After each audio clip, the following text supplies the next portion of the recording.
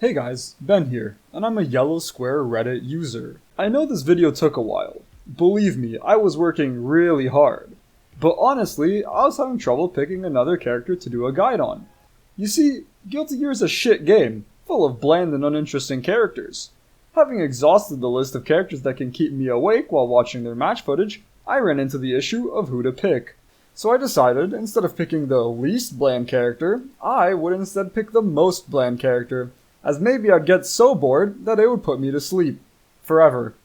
So I picked the blandest, most boring, grand blue looking mad interesting right about now character, Jam. Yeah, it's a video about Jam. Karadaberry Jam is a rushdown character, similar to Leo. However, unlike Leo, she is not shit. Also unlike Leo, she is completely irrelevant to anything that happens in Guilty Gear, while somehow being in almost every single game. Jam's lore is that she wants to suck as many K-pop boy dicks as she can. Unfortunately, this is quite the expensive endeavor, as she's gonna need a lot of glue to lure in certain characters. In order to cover the expenses, she decided to open up a chain of authentic Chinese restaurants across Japan. In order to capture her cute Japanese boys, she first needs to knock them out.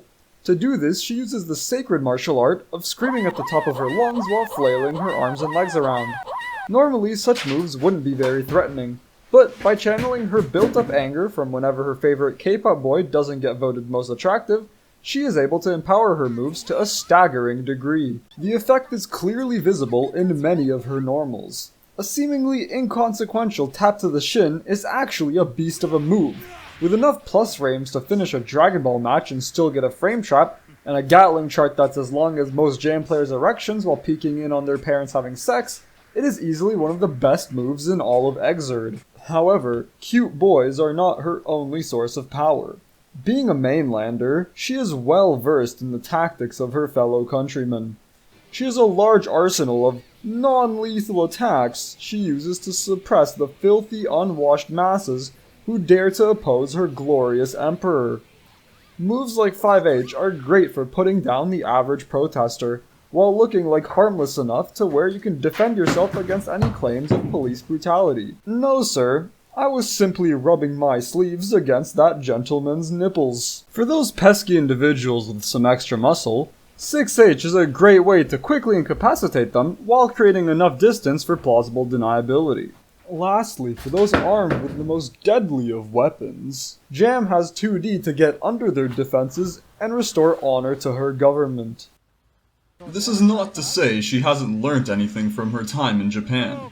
Jam's air normals are very much a callback to World War II kamikaze pilots, as she flies at her targets with high speed and no escape plan.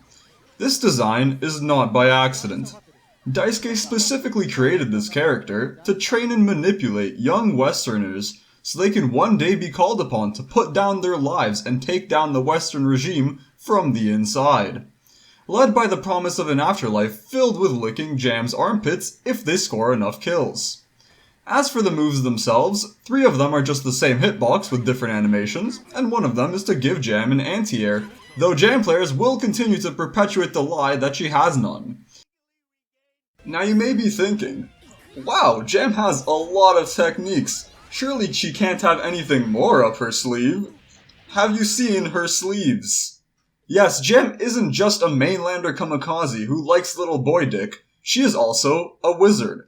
This is likely the cause of pent-up sexual urges, as hearing her voice would render any potential sexual outlet incapable of reproduction, likely for the rest of their lives. This gives the Semen Demon seemingly magical powers, being able to conjure large red boxes and egregious plus frames at will. However, Jam's wizard powers are not unlimited. They are balanced by a card mechanic. She can acquire up to 3 cards with different effects.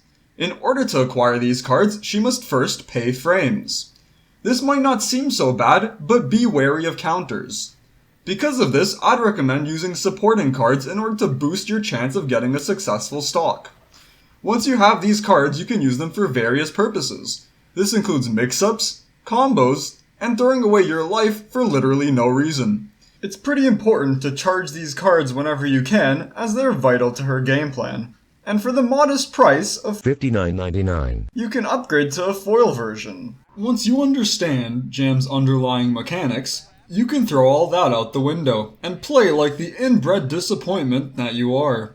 This will likely involve a mixture of this, and this, combined with this, and this.